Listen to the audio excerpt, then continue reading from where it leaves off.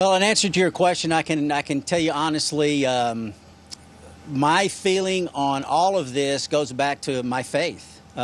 It's bound in my Lord and Savior Jesus Christ. Praise the Lord, dear all brothers and sisters in Christ. Sunita Williams గారి గురించి తెలియని వారే లేరు కదండి.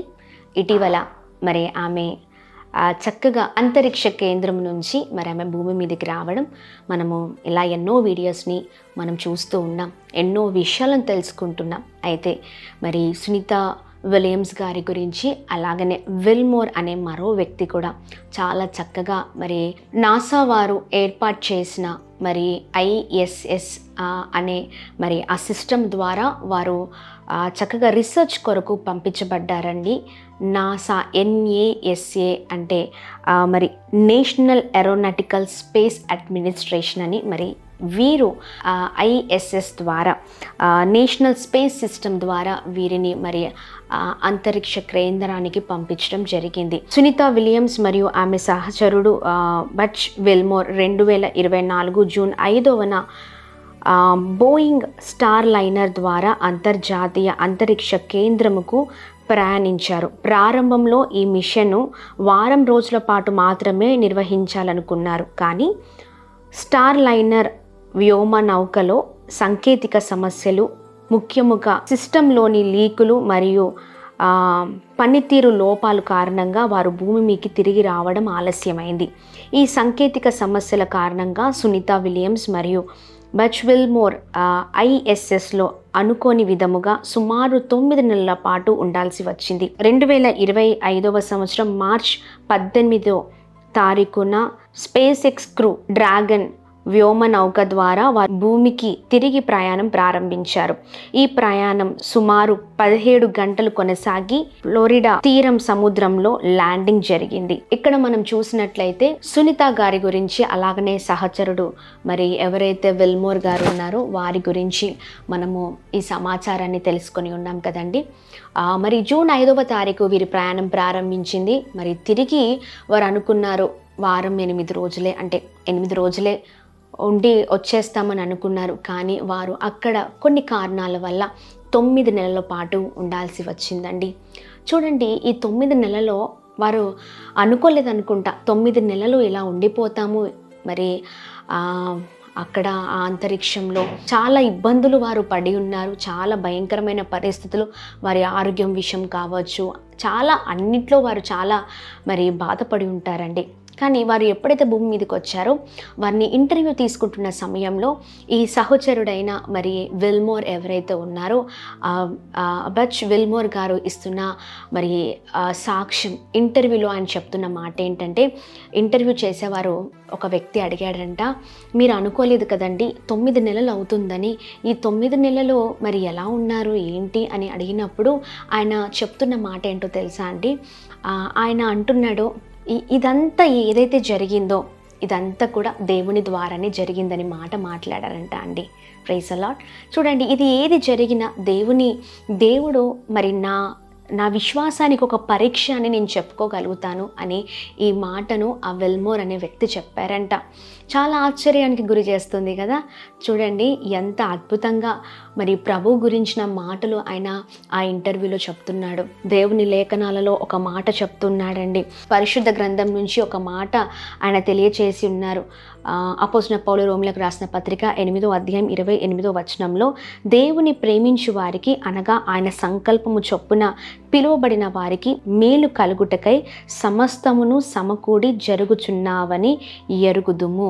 Praise the Lord. ఈ చక్కని మాటను మరి విల్మోర్ అనే వ్యక్తి చెప్తున్నారంట అండి. Praise the Lord. ఎంత చక్కని మాట కదా.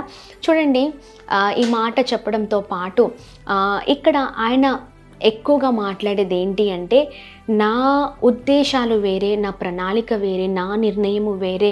నేను అనుకున్నాను 8 రోజులలో మరి నేను తిరిగి వస్తానని, కానీ 9 నెలలు పట్టింది. ఇదంతా కూడా దేవుని ప్రణాళికనే. దేవుని ప్రేమించే వారిని దేవుడు ఖచ్చితంగా అన్ని విషయాల్లో కాపాడుతారు.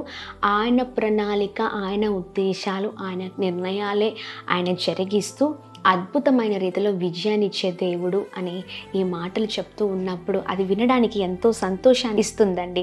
మరి చాలా ప్రభుని మాటలు విన్నప్పుడు స్తుతించాను. కేవలం ప్రభు నామానికి మహిమ కలుగును గాక. చూడండి ఆయన చెప్తున్న మాట మరి ఎంతో మందిని ఇన్స్పిరేషన్లోనికి నడిపిస్తుంది. ఆత్మీయ జీవితంలో ఇంకా బలపరచడానికి ఈ చక్కని మాటలు చాలా ప్రోత్సహిస్తున్నాయండి. దేవుని సంకల్పం, దేవుని చిత్తమే నా ఎడల జరిగింది. ఇది దేవుని కార్యం జరగడానికే నన్ను ప్రభు ఎన్నుకొని వాడుకున్నారు. Praise the Lord. చూడండి అక్కడికి వెళ్ళిన తర్వాత 9 నెలలు ఎంత కష్టమై ఉంటుంది కదండి. చాలా కృంగిపోవచ్చు. 8 రోజులని వెళ్ళిన వారు మరి తిరిగి అక్కడున్న లోపాలను బట్టి, అక్కడున్న భయంకరమైన పరిస్థితులను బట్టి తిరిగి రాని పరిస్థితిలో వారికి తినడానికి ఆహారానికి ఇబ్బంది, ఉండడానికి ఇబ్బంది, అక్కడ అన్నిటికీ ఇబ్బంది, ప్రతిదానికి ఇబ్బందే అండి. నాకు తెలిసి అక్కడ ఆ సమయంలో కుటుంబీకులు వస్తూ ఉండొచ్చు, లేకపోతే కృంగిపోయిన పరిస్థితులను చూడొచ్చు. అయ్యో ఏంటి ఇలా అయిపోయింది, ఇక్కడే ఆగిపోయానేంటి అన్నట్లుగా ఉండొచ్చు. ఇంకా ఎప్పుడు భూమి మీదకి వెళ్తానో మరి అన్ని సమస్యలు మన హృదయంలో, మన ఆలోచనలో ఉంటూ ఉంటాయి కదండి. కానీ ఈయన మాత్రం కృంగిపోలేదండి. దేవుని చిత్తమే నా ఎడల జరుగుతుంది. నన్ను ఒక పర్పస్, ఒక ప్రత్యేకమైన ఉద్దేశం, ఒక ప్రణాళికతోనే ప్రభు ఇక్కడికి పంపించారు. ఆయన ప్రణాళికనే జరుగుతుంది. ఏది జరిగినా నా మంచి కొరకే అని ఆయన చక్కని ఆలోచనతో, చక్కని విశ్వాసంతో ప్రార్థనపూర్వకంగా ముందుకు సాగాడు. అందుకనే ఆయన ఈ సాక్ష్యాన్ని చెప్పగలుగుతున్నాడు. నా పట్ల ప్రభు ఉద్దేశం ఏదైతే ఉందో, ఒక పర్పస్ కొరకు ప్రభు నన్ను ఎన్నుకొని ఒక ప్రత్యేకమైన దానికి ఆయన నన్ను పూనుకొని నడిపించారు. ఈ రోజు నేను విజయాన్ని చూసి ఉన్నాను. ఇదే ప్రభు ప్రణాళిక. ఇది ప్రభు నా ఎడల చేసిన గొప్ప కార్యం అని చెప్తూ ఉన్నారు.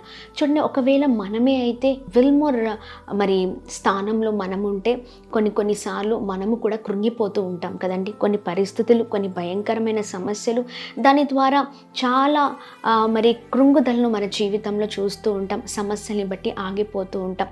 కానీ దేవుని చిత్తం ఏంటో మనం ఆలోచించమండి. దేవుని ప్రణాళిక ఏంటో ఆలోచించాం. ఎప్పుడు మన నిర్ణయాలు, మన ఉద్దేశాలు, మన దాని వైపే మనం చూస్తూ ఉంటాం. కానీ ఆ టైంలో ఆ సమస్య ఇది దేవుడే ఏర్పాటు చేసింది అని మనం అనుకోం కదండి. కానీ విల్మోర్ అనుకున్నారు ఏంటి అంటే, ఇది దేవుడు ఏర్పాటు చేసిందే, ఇది నా మంచికే, ఇది నా మేలు కొరకే అనుకున్నారండి.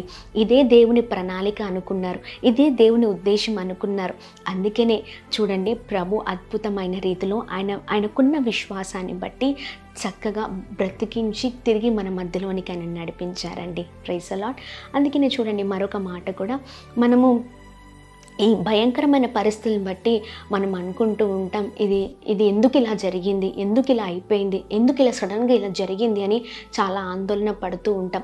కానీ ఎప్పుడైతే మన ఆలోచన ఇదిగో ఇది దేవుని ఉద్దేశమే, దేవుని ప్రణాళికనే, నన్ను దేవుడు ఈ పరిస్థితిలో ఇది పరీక్షించడానికే అని అనుకొని ఆ టైంలో మనం విశ్వాసంతో, ప్రార్థనతో ఉన్నప్పుడు ఖచ్చితంగా ఇదిగో దేవుడు అన్ని విషయాల్లో మనల్ని నడిపించే దేవుడై ఉన్నారు, దాటించే దేవుడై ఉన్నారు, తప్పించే దేవుడై ఉన్నారు, సహాయం చేసే దేవుడై ఉన్నారండి. నిరుత్సాహపడకండి, బాధపడకండి. వారు ఇస్తున్న సాక్ష్యం ఈ రోజున మనకు ఒక మంచి ఇన్స్పిరేషన్. చక్కగా మన విశ్వాసాన్ని నడిపించుటకు దేవుడు మరి విల్మోర్ గారిని మన ఎదుట ఉంచారు. ఏదైనా సాధించేటప్పుడు కొన్ని పరిస్థితులు మనం చూడొచ్చు, మనం అనుకోకుండా ఉంటూ ఉంటాం మన జీవితంలో. మనం అనుకోకపోవచ్చు ఇది జరుగుతుంది, ఇలా అవుతుంది. కానీ ఒకటే గుర్తుపెట్టుకోండి, అంతా మన మేలుకే, ఇదే దేవుని ఉద్దేశం, ఇదే దేవుని ప్రణాళిక అని. ఎప్పుడైతే దానిపైన మనం ఫోకస్ చేస్తామో, అనగా ఆ ప్రార్థన విశ్వాసము పైన మనం ఆధారపడుతూ అద్భుతమైన రీతిలో ఇదే దేవుని ఉద్దేశమని, దీని కొరకే ప్రభు నన్ను పంపించారని మనం ఎప్పుడైతే అనుకుంటూ ఉంటామో అప్పుడు మన జీవితంలో అద్భుతం చూస్తామండి. ఖచ్చితంగా దీని ద్వారా మరి మనము మన విశ్వాస జీవితంలో ముందుకు సాగగలుగుతామని నా ప్రార్థన. మరి అందరము చక్కగా మరి చక్కని ఆత్మీయ జీవితాలతో ముందుకు సాగుదాం. ఇటువంటి వారి కొరకు, ఇంకా దేశం కొరకు పనిచేస్తున్న వారందరి కొరకు ప్రార్థన చేద్దాం. మరి చూడండి, ఇవన్నీ కూడా ఏర్పాటు చేసినంతా కూడా దేవుడే కదండి. ఎన్ని పరిశోధనలు జరిగినా, ఏమి జరిగినా, మనుషులు అంతరిక్షానికి వెళ్ళినా, ఏమి చేసినా వాళ్ళు ఆశ్చర్యపోయే విధముగానే దేవుడు అన్నిటినీ, సమస్తాన్ని కూడా ఆయన సృజించి పెట్టి ఉన్నారు. లాస్ట్గా ఫైనల్గా ప్రతి ఒక్కరు తెలుసుకోవాల్సింది ఏంటి అంటే అంతా ప్రభు జరిగించి ఉన్నారు, ఆయన జరిగించారు. ఇవి ప్రతీది కూడా ఆయన ద్వారే జరిగింది. Praise the Lord. God bless you.